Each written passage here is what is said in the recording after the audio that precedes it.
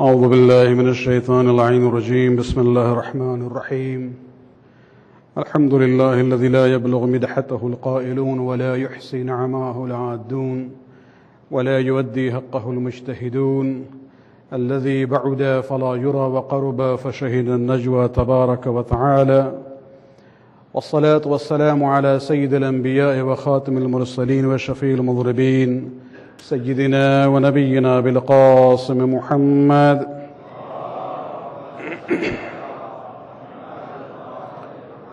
وعلى أهل بيته الطيبين الطاهرين المعصومين واللعنة الدائمة الباقية لأعدائهم من الآن إلى قيام يوم الدين.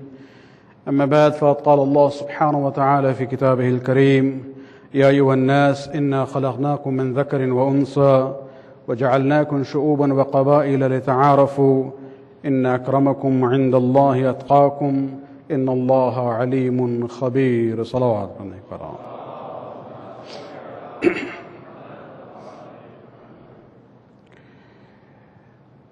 Besides being the Thursday night program, we also are commemorating the wafat of Hazrat Fatima Masooma salawatullah alayha,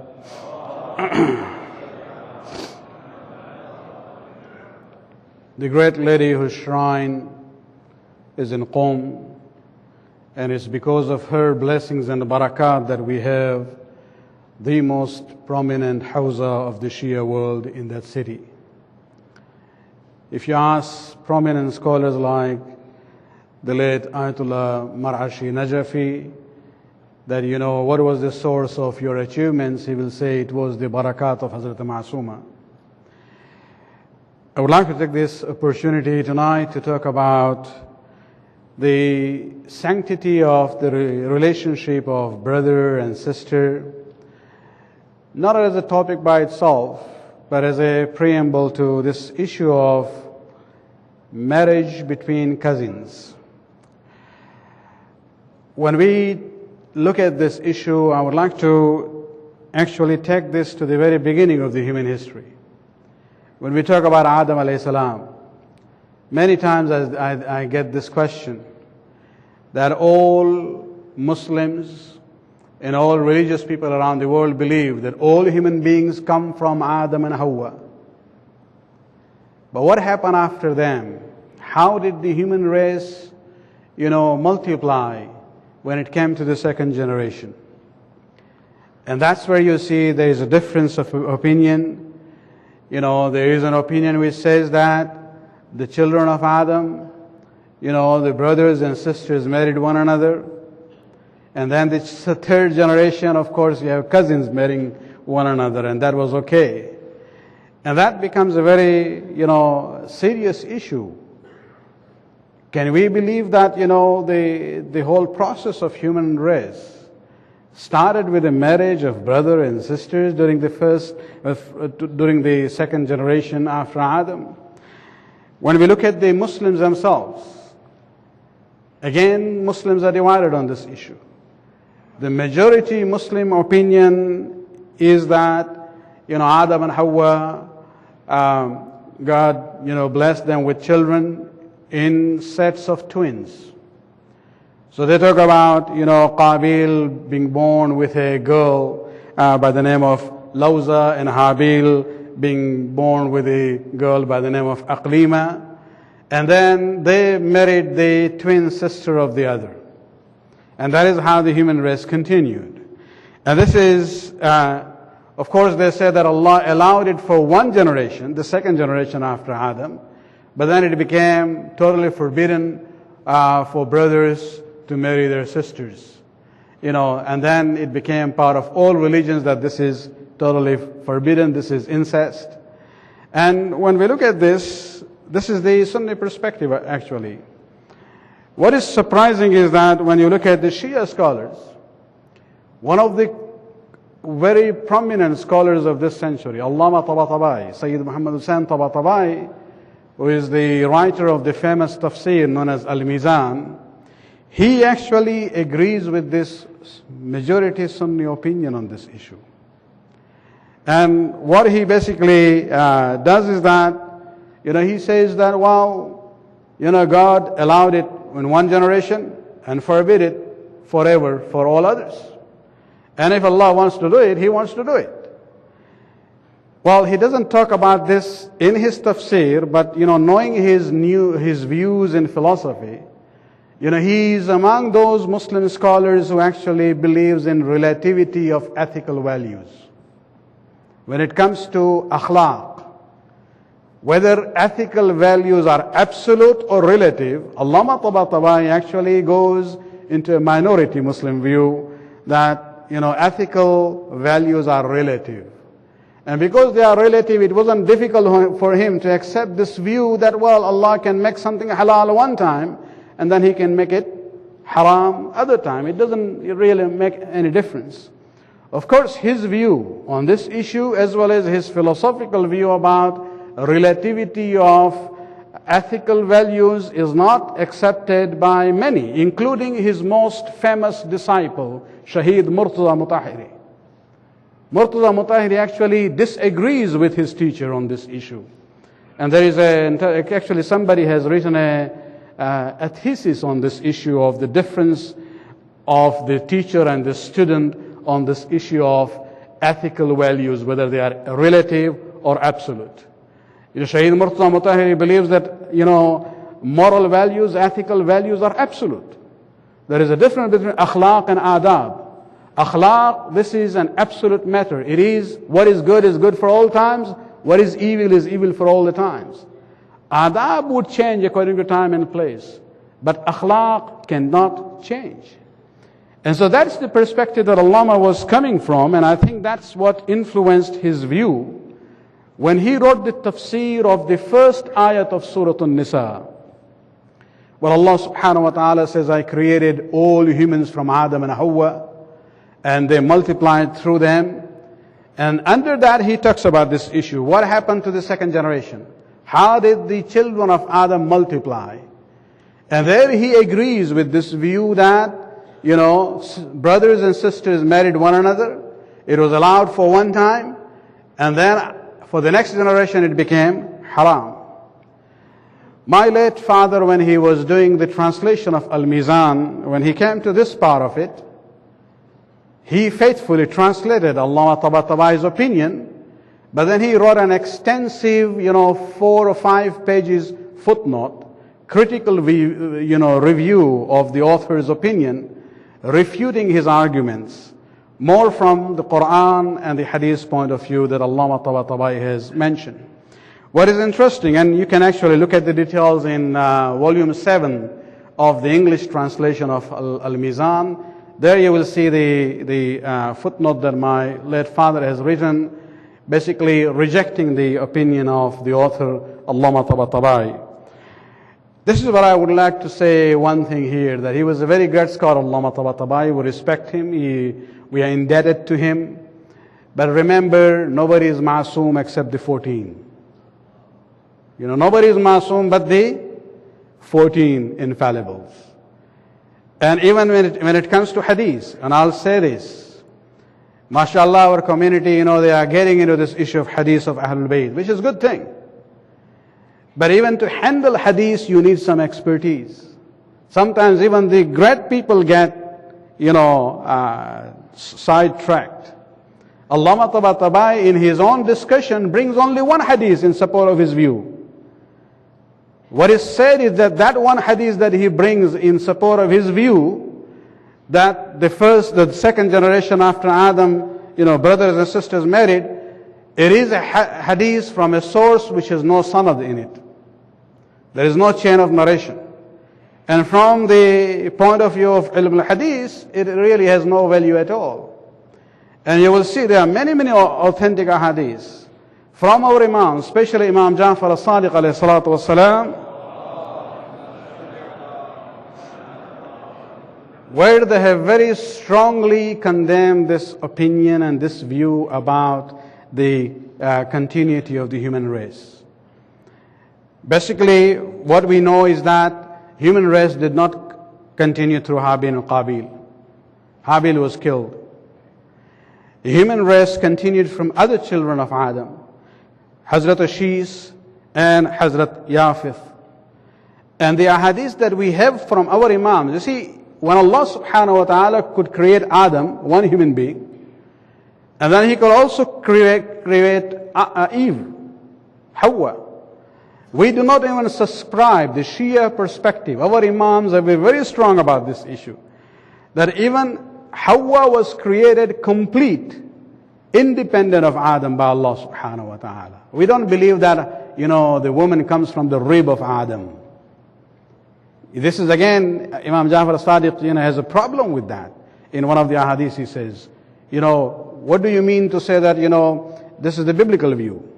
And there are many ahadiths with literature which is known as Israeliyat, which has come from the biblical sources into Muslim literature of hadith. What we are told by our Imams is that there was never any marriage between brothers and sisters. The authentic ahadith say that when it came to the issue of Shis and Yafith, Allah subhanahu wa ta'ala, and there is slight difference in details, sent two huris to be married to the two sons of Adam. And from their children, then you have cousins marrying in the third generation. And so from the Shia perspective, remember there is no scientific evidence, so you cannot go through science. You cannot go through philosophy, because this is not a matter of just thinking about it and coming to a conclusion. The only way open to us is the revelation or the sayings of the Masoomin. And this is what they are saying. So the Shia perspective is very clear about it. This the sanctity of the relationship of brother and sister. This has been maintained from day one till the present time. Salawat.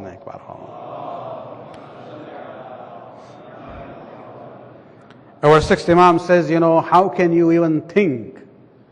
He says to Zurara bin Ayun, when he said that majority of Muslims think this way, Imam said, how can you think that Anbiya and Mursaleen and Awsiya and A'imma, their birth is based on a marriage which took place after Adam and Hawa, which is considered to be the matter of haram?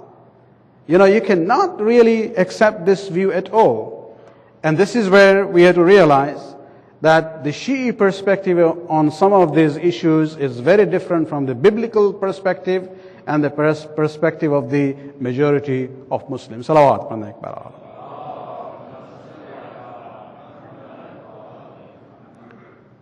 So the third generation, then we have cousins marrying. And after that it's easy, because then you have many, extended relatives. And this brings me to the issue of cousin marriage. Of course, this is known. There is no prohibition in Islam about it. Neither is there any insistence in the Sharia that the marriage should be within the family only. Islam allows that. Of course, we have to keep in mind that if this becomes a habit, one generation after another, continuously, then you have this problem on a long-term basis. You will have this problem of, genetic defects multiplying and getting together in later generations. But that's where people have to look at their own situation. They could go to the doctors, get examined and see whether it is okay or not, or there are genetic problems in that kind of marriage. But by itself, to say that, first cousins marrying one another, there is absolutely no prohibition, no karahat also in the Sharia. Yes, there is an advisory statement from the World Federation Medical, Advisory Board, but that's a medical advisory board. It's not a fiqhi board. It's not making a shari'i ruling there. And they are all only concerned about, cases where there have been genetic diseases going from one generation to another. There, of course, people have to be careful. That if they still marry within the family, then there are problems there. But as a rule, there is nothing in Islam which says that cousins cannot marry one another. There is no prohibition, there is no karahat.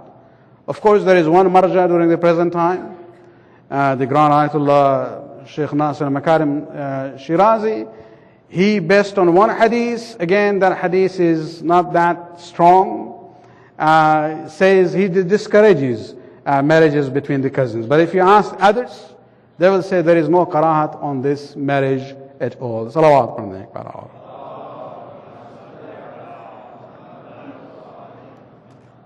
You look at the example of our Imams. Just a brief survey. You look at the first Imam. He married the daughter of his cousin. Rasulullah and Ali are cousins, first cousins. So although it's not cousins, but it's daughter of the cousin. This son of the second Imam, Hassan al-Musanna. All the descendants of Imam Hassan come from Hassan al-Musanna. Hassan al-Musanna was married to his first cousin, the daughter of Imam Hussein, Fatima bint al-Hussein, who was in Karbala, who became a captive, was there with the Ahl Haram in Kufa and Sham, and she went back to Medina. And so, when you look at all the Hassani Sadat, even those who are known as Tabatabai, they are all from Imam Hassan's descendants. And they descend from Hassan and Fatima, and they are first cousins.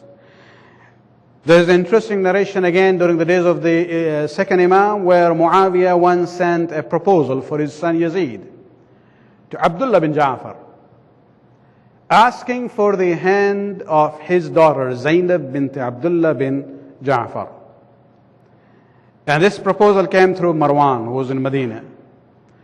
When Abdullah bin Ja'far got that proposal, he told Marwan that I cannot make the decision. I had to go to the elder of my family, the elder of Banu Hashim. These days it is Hassan al-Mushtaba, Imam Hassan al-Mushtaba. I have to go and ask him. So they went to Imam Hassan al-Mushtaba, and Imam Hassan al-Mushtaba said that, he heard the message from Marwan. Then Imam said, well, I am the head of the family and I am making the decision. Even the father is, handing over the authority to me. So therefore, I am, establishing the marriage of Zainab bint Abdullah bin Ja'far to her first cousin, Qasim bin Muhammad bin Ja'far. Right in front of Marwan. And Marwan said Muawiyah had proposed that if this marriage would take place with Yazid, I'm willing to buy this garden of Hassan in Medina, which is worth so many thousands of dirhams or dinar, and that will become the mahr. So Imam Hassan, got the first cousins married, and he said that the garden that Muawiyah wanted to buy, I give that as the mahr for this marriage. Salawat.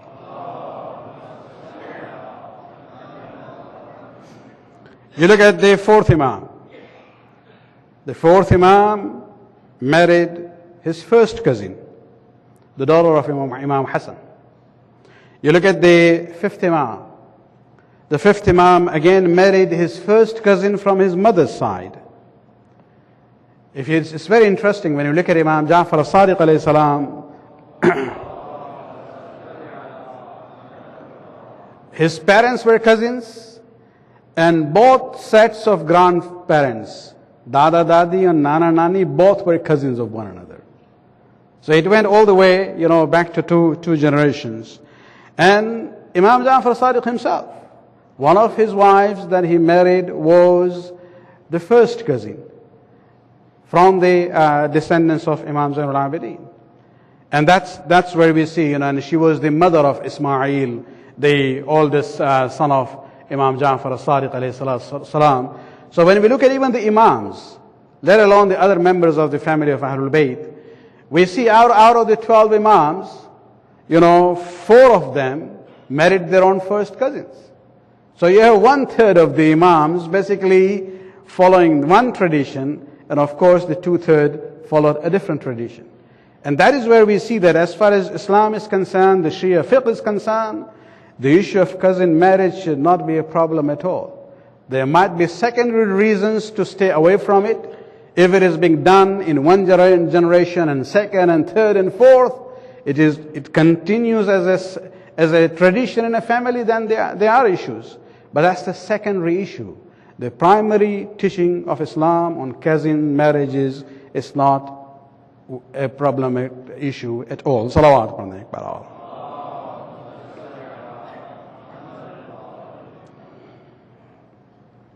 The majlis that we have tonight is for the sister of the eighth Imam.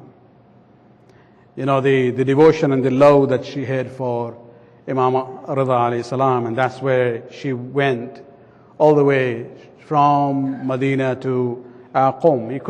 She couldn't reach to her brother, and became ill in Sawa, which was near Qom. And later on she came to Qom, and that's where she died and she was buried. I would just want to take this opportunity to talk about the family, the children of the seventh Imam. Among all our Imams, Allah subhanahu wa ta'ala had blessed the seventh Imam with more children than anyone else. MashaAllah, he had 37 children, almost equal in sons and daughters as far as numbers are concerned. And that is why, when you look at Musawi Sadat spread around the Shia world, you shouldn't be surprised. Because Allah subhanahu wa ta'ala had blessed him with so many children. Many of them, many descendants of the Imam, especially those of the earlier generations, were very prominent scholars of the Shia world. Just to give you a couple of names, you must have heard the name of Sayyid Murtaza and Sayyid Razi. These were two brothers who were students of Sheikh Mufid. Just to give you the timeline here, Sheikh Mufid is a student of Sheikh Saduq. Sheikh Saduq was born during Ghaybat al-Sughra. So we are talking about very early days. And Sayyid Murtaza is known to be a very prominent Shia theologian and a faqih and a mujtahid. His views are even considered by the mujtahideen of our time. When a mujtahid does ijtihad, they do not only go directly to the Quran and Hadith. They go to the Quran and Hadith, but they also study the opinions of the scholars of the last 1300 years. How they have looked at the ayat of Quran and understood the Hadith on that issue. And there you will see Sayyid Murtaza's opinion are considered to be worthy of attention before a mujtahid comes to the conclusion. One of his famous titles is Alamul Huda. Sayyid Murtaza Alamul Huda. Alamul Huda means the symbol of guidance. How did he get this name? There was a wazir during the time of Qadir Billah, a minister, who was not feeling well. All treatment was of no use at all. And so he basically, did tawassul. And in the night, he actually saw Amirul Mu'minin in the dream. And Imam says to him that, why don't you ask for dua? You've done the dua, which is a good thing, but now what is lacking is the dua.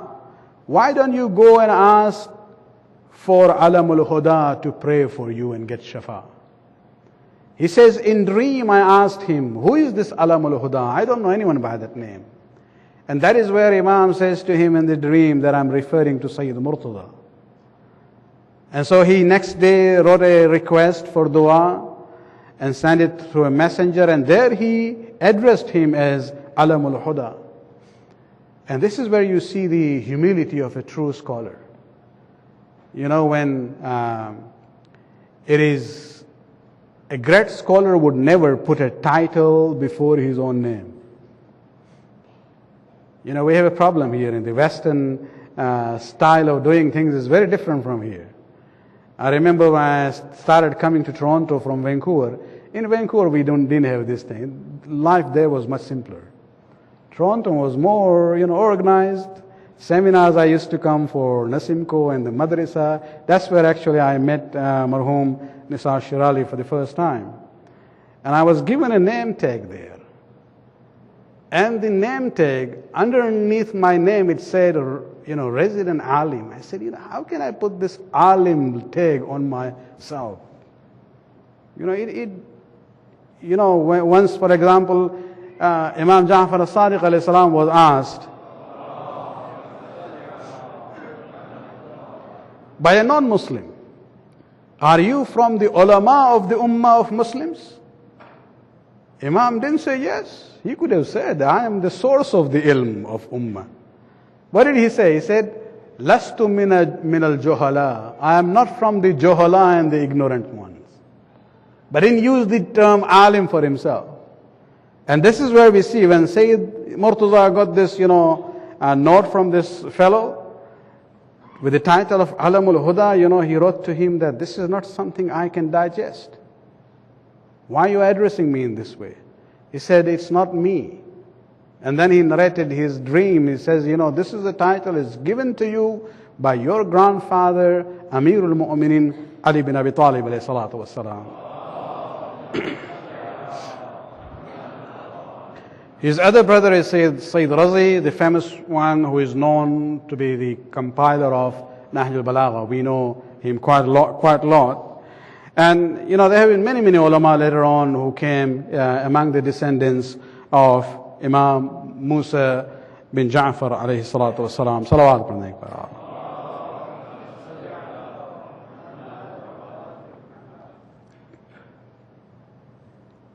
Time के लिहाज से मुझे शब जुमे की timing को देखना है. इमाम मूसा काज़िम अलैहिस्सलाम के औलाद में बहुत से ऐसी शख्सियतें हैं जो इमाम रज़ा अलैहिस्सलाम के अलावा जो इस काबिल हैं कि लोग उनका एहतराम करें, उन्हें याद करें, उनकी ज़ियारत करें. ये तो आपने सैयद मुर्तज़ा की मिसाल देखी है कि जो गालिबन 6 जनरेशन के बाद के हैं, 6 or 7 जनरेशन के बाद हैं. और उनके बारे में खुद इमाम एक वज़ीर के ख्वाब में आते हैं कि भाई तुम्हारे अगर दवा से इलाज नहीं हो रहा है तो उससे जाके दुआ मांगो, उससे कहो दुआ करे. यानी उनके नस्ल में वो बरकत है, वो सलाहियत है कि आप उनके ज़रिए तवस्सुल कर सकते हैं. हमारे बुज़ुर्ग उलमा जाते हैं हज़रत मासूमा के रोज़े में, उनसे मुतवस्सिल होते हैं ताकि उनके वसीले के ज़रिए उनके हाजात कबूल हों. सिर्फ हज़रत मासूमा नहीं है. अगर आप देखें मसलन कासिम बिन मूसा के बारे में है, ये इमाम के उन बेटों में से थे जिससे इमाम बहुत ही मोहब्बत करते थे. बल्कि इमाम के एक फर्जंद बीमार हुए और उनके तकरीबन फिर इंतकाल हो गया. लेकिन आखिरी मरहले में जानकनी भी ज़रा तकलीफ़ दे चीज़ होती है. अक्सर कहा जाता है कि कोई दुआ पढ़ी जाए ताकि इंसान का आखिरी वक्त जो है सुकून के साथ गुजरे. तो इमाम मूसा काज़िम अलैहिस्सलाम ने अपने बेटे कासिम से कहा कि अपने भाई के सिराने बैठो, जो भाई बीमार था, और सूरे अस्साफ़ात पढ़ो. तो उसने जब सूरे अस्साफ़ात पढ़ना शुरू किया तो उस दूसरे भाई को सुकून मिला और उसी सुकून की हालत में उसकी मौत वाक़ई हुई है. तो इससे अंदाज़ा होता है कि खुद इमाम मासूम जो है अपने इस बेटे का एहतराम करते थे कि तुम बैठ के अपने भाई के सराने जो है तलावत सूरे साफ़ात करो. एक और बेटे हैं इमाम के अहमद बिन मूसा के नाम से, जिनकी ज़ियारतगाह है शिराज में. आप हजरात अगर ईरान जाते हैं, क़ुम मशहद जाते हैं, लेकिन अगर शिराज भी जाना हुआ जो ईरान के हिस्टोरिकल सिटीज़ में से हैं, तो वहाँ एक श्राइन है शाह चिराग के नाम से. वो श्राइन जो है दर हकीकत अहमद बिन मूसा, ये इमाम 7वें इमाम के बेटे और 8वें इमाम के भाई हैं. ये भी जनाब मासूमा की तरह इमाम मूसा काज़िम अलैहिस्सलाम के औलाद में से हैं. खुद क़ुम में आप हज़रत मासूमा की ज़ियारत के लिए जाते हैं, लेकिन एक और वहाँ ज़ियारतगाह है इमामज़ादे हमज़ा के नाम से, वो भी हज़रत मासूमा के भाई हैं. तो इमाम की औलाद जो है खुदावंद आलम ने उनको कसीर औलाद तो दी थी, लेकिन ये उन हालात की वजह से फैले हुए थे मुख्तलिफ मकामात में. खुसूसन चूँकि इमाम रज़ा अलैहिस्सलाम ईरान और मर्व गए थे, लिहाजा ये बहुत से जो हैं उस इलाक़े में आए हैं और इनकी वफ़ात वहीं पे वाक़ई हुई है. एक और शाहज़ादा हैं इमाम के फ़र्जंद में से जिनका मज़ार शाह अब्दुल अज़ीज़ के पहलुई में है. तो ये इससे अंदाज़ा होता है कि इमाम के औलाद में भी वो बरकत का सिलसिला था. खुसूसन ख़वातीन में अगर आप देखें, हज़रत मासूम क़ुम के बारे में हमने 2 साल पहले मजलिस में एक हदीस बयान की थी कि वो जाती है रसूलुल्लाह तक बीबी फातिमा के ज़रिए, लेकिन हज़रत मासूम क़ुम से लेके बीबी फातिमा तक उस सिलसिले सनद में किसी एक मर्द का हवाला नहीं है. ख़वातीन में आपस में ये रवायत होती रही है کہ فاطمہ بنت موسیٰ نے فاطمہ بنت جعفر سے سنا ہے، اور یہ سلسلہ آگے بڑھتا ہے جناب فاطمہ زہرا صلوات اللہ علیہ تک.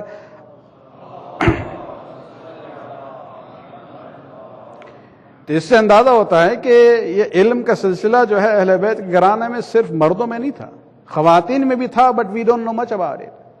اس لیے کہ یہ باتیں جو ہیں اوبویسلی سامنے نہیں آتی تھی. آج ہم نے دیکھا کہ صرف وہ ایک حدیث کی بات نہیں ہے، کئی احادیث ہیں اس طرح سے جس میں تمام راویان حدیث حضرت معصومہ سے لے کے جناب فاطمہ تک سب کے سب وہی فاطمہ ہیں، سب کا نام فاطمہ ہے. ون جنریشن آفٹر اندر جن کا سلسلہ رسول اللہ تک پہنچتا ہے. تو جناب معصوم قم جو ہیں ان کی عظمت اپنی جگہ پہ ہے، اور ان کو جو خاص محبت تھی اپنے بھائی امام رضا علیہ السلام کے ساتھ، خصوصاً جب سے امام موسیٰ کاظم علیہ السلام قید ہوئے ہیں، تو ان تمام بہنوں کی سرپرستی امام رضا علیہ السلام کے ہاتھ تھی. لہٰذا یہ بہنیں جو ہیں بہت قریب ہو چکی تھیں امام کی. اور صرف جناب معصومہ نہیں ہے، اور قبریں بھی ہیں قم میں، خود اس حرم میں جناب معصومہ کی قبر کے ساتھ بھی کچھ بہنیں ہیں جناب معصومہ کی جو وہاں دفن ہوئی ہیں. تو یہ قافلہ ان کا چلا ہے مدینہ سے بھائی کی زیارت کے لیے کہ بھائی سے ملاقات ہو. وقت گزر چکا ہے، لیکن جب ساوا پہنچتے ہیں اس وقت جناب معصومہ کی طبیعت خراب ہوتی ہے، اور انہوں نے پوچھا کہ ساوا سے قم کتنا دور ہے. اس لیے کہ قم جو ہے اس کی ایک خصوصیت یہ ہے تاریخی اعتبار سے کہ ایران میں بہت سے شہر جو ہیں زوراسٹرزم سے اسلام میں جب آئے ہیں تو وہ سنی تھے، سوائے اہواز کا کچھ علاقہ ہے، اور قم شہر قم ڈے ون سے زوراسٹرزم سے شیعہ مذہب پہ آیا ہے، اور وہاں شیعوں کا پریزنس ڈے ون سے رہا ہے. جب جناب معصوم قم کو معلوم ہوا کہ قم یہاں سے قریب ہے تو معصومہ نے کہا کہ ہم قم جانا چاہیں گے. قم والوں کو بھی خبر ملی کہ جناب معصومہ بنت موسیٰ کاظم جو ہیں وہ یہاں آ رہی ہیں. تو وہاں کے بزرگوں میں سے موسیٰ بن خزرج بن سعد تھے. یہ بہت ہی پرومیننٹ فیملی تھی وہاں کی. یہ لوگ خود اپنے بزرگوں کے ساتھ جو مین روڈ تھا شہر کے باہر آتے ہیں جناب معصومہ کو استقبال اور ویلکم کرنے کے لیے، اور خود موسیٰ بن خزرج بن سعد جو ہیں ان کے بارے میں ملتا ہے کہ انہوں نے اس اونٹ کے لگام کو اپنے ہاتھ میں پکڑا ہے، اور بیسیکلی گائیڈ کرتے ہوئے جناب معصومہ تک شہر میں لاتے ہیں، اپنے گھر لاتے ہیں. اور تقریباً 3 ہفتہ یا 17 دن کی بات روایت ملتی ہے کہ جناب معصومہ وہیں رہی، لیکن بیماری کی حالت میں رہی، اور 17 دن کے بعد ان کا انتقال ہوتا ہے. لیکن ان مومنین نے خاندان رسول کا احترام کرتے ہوئے، خواتین نے تو غسل دیا، کفن دیا، لیکن جب جنازہ اٹھا ہے جناب معصومہ کا، ایک باغ تھا موسیٰ بن خزرج کا جہاں جناب معصومہ کو دفن کرنے کا اس نے ارادہ کیا. اور لیکن جب یہ لوگ لے گئے ہیں وہاں تو بات ہوئی کہ لحد میں کس طرح سے معصومہ کو لٹایا جائے، اس لیے کہ ہم میں سے سب ہیں، کوئی خاندان اہل بیت کا فرد نہیں ہے. شرعی اعتبار سے اسی صورتحال میں بہرحال کفن بندھا ہوا ہے، نامحرم بھی لحد میں میت کو ڈال سکتے ہیں، لیکن وہاں ان کے لیے بہت بڑا مسئلہ تھا کہ یہ جو ہیں ہمارے معصوم امام کی بیٹی ہیں. شیخ عباس قمی اپنی کتاب میں لکھتے ہیں کہ اسی وقت ابھی یہ لوگ فکر میں تھے کہ ہم کیا کریں. یہ دیکھتے ہیں کہ 2 گھوڑے سوار آتے ہیں، اپنے چہرے پر ایک پردہ لگائے ہوئے تھے. یہ آئے اور ان دونوں نے، اب یہ کون تھے انہیں نہیں معلوم ہے، جناب معصومہ کے اس تابوت کو اٹھایا، اس جسد مطہر کو اٹھایا اور لے جاتے ہیں اور دفن کرتے ہیں. ہمیں ایک عجیب غریب یہاں شباہت نظر آتی ہے 2 بہنوں کی جو اپنے بھائیوں سے محبت کرتی تھی. ایک جناب معصومہ جو امام رضا علیہ السلام سے بہت محبت کرتی تھی، بھائی کی فراق اور دوری کی وجہ سے جا رہی تھی سفر میں کہ ملاقات ہو سکے، اور ایک وہ بہن جس کا نام زینب ہے. وہ بھی اپنے بھائی حسین سے اتنا محبت کرتی تھی کہ وہ اپنا گھر چھوڑ دیتی ہے، اپنا وطن چھوڑ دیتی ہیں اور مکہ جاتی ہیں بھائی کے ساتھ، اور کربلا بھی جاتی ہیں بھائی کے ساتھ۔ اور ان دونوں بہنوں میں ایک اور شباہت بھی نظر آتی ہے کہ قم میں جناب معصومہ کا مزار ہے اور شام میں جناب زینب کا مزار ہے۔ شباہتوں میں یہ بھی ہے کہ قم میں جو مزار ہے وہ بھی بہت ہے، وہاں ازدحام بہت ہوتا ہے، لوگ بڑی تعداد میں جاتے ہیں، لوگوں کی مرادیں قبول ہوتی ہیں، یہ توسل کی جگہ ہے۔ وہاں زیارت میں بھی کہا جاتا ہے یا فاطمہ اشفعی لی، کہ میرے لیے شفاعت کریں۔ لیکن مومنین اسی تعداد میں شام بھی جاتے ہیں، اس مزار میں بھی جاتے ہیں جو جناب زینب کا مزار ہے، وہاں بھی مرادیں قبول ہوتی ہیں، وہاں بھی لوگ توسل کرتے ہیں۔ بس یہاں شہابت، یہاں جو سملیرٹی ہے وہ ختم ہو جاتی ہے۔ فرق صرف اتنا ہے کہ معصومہ جب ساوا سے قم آئی تھی، قم کے دروازے پر شہر والے استقبال کے لیے کھڑے تھے، وہاں پر موسیٰ بن خزرج جو ہے خود چلتے ہوئے اپنے ہاتھ میں اس اونٹ کے لگام کو لیے ہوئے ہیں، لیکن جب زینب شام میں آئی تھی وہ کیا منظر تھا۔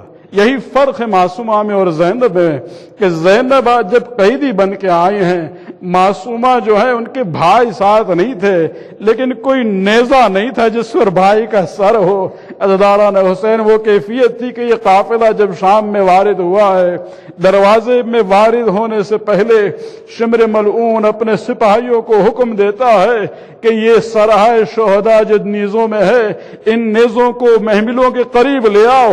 اس لیے وہ انسانی نفسیات کو جانتا تھا کہ لوگ جو ہے سروں کی طرف زیادہ دیکھیں گے، اور وہ چاہتا تھا کہ سر کے ساتھ اہل حرم کی بھی بے عزتی ہو، ان کی طرف بھی لوگ دیکھیں۔ ام کلثوم جو اس منظر کو دیکھتی ہے، آگے بڑھتی ہے، شمر سے درخواست کرتی ہے، یہ فاطمہ کی بیٹی ہے، شمر ملعون سے درخواست کرتی ہے، شمر ان سپاہیوں سے کہہ دو کہ ان نیزوں کے لے کے آگے بڑھے۔ لیکن عزاداران حسین یہ کچھ نہیں سنتا ہے۔ آخر میں امام رسول اللہ کے ایک صحابی تھے جو وہاں پہنچے ہیں، اور انہوں نے جب سکینہ کو دیکھا ہے، سکینہ سے پوچھتے ہیں اے بچی تیرا نام کیا ہے؟ جب یہ کہا کہ سکینہ بنت الحسین، تو اس وقت اس صحابی نے کہا کہ ہم تیرے جد کے صحابی ہیں، کچھ خدمت ہو سکتی ہے تو بتاؤ۔ اس وقت اس بچی نے کہا کہ شمر سے کہو کہ ان نیزوں کو آگے بڑھائے، اس لیے کہ میری پھوپھی اور ماں کو اذیت ہو رہی ہے۔ لیکن وہ ملعون پھر بھی نہیں سنتا ہے۔ لیکن ہاں حسین کا سر نوکے نیزے سے اس وقت بولنا شروع کر دیتا ہے، قرآن کی تلاوت ہوتی ہے، اس لیے کہ حسین چاہ رہے تھے توجہ سر کی طرف ہو اور زینب و ام کلثوم کی تشہیر نہ ہو۔ الا لعنت اللہ علی القوم الظالمین سیعلم الذین ظلموا ای منقلب ینقلبون۔ خداوند اس قلب قبول فرما، ہمارے گناہوں کو بخش دے، ہمارے توفیقات میں اضافہ فرما، امام کے ظہور میں تعجل فرما۔ ربنا تقبل منا انک انت السمیع العلیم۔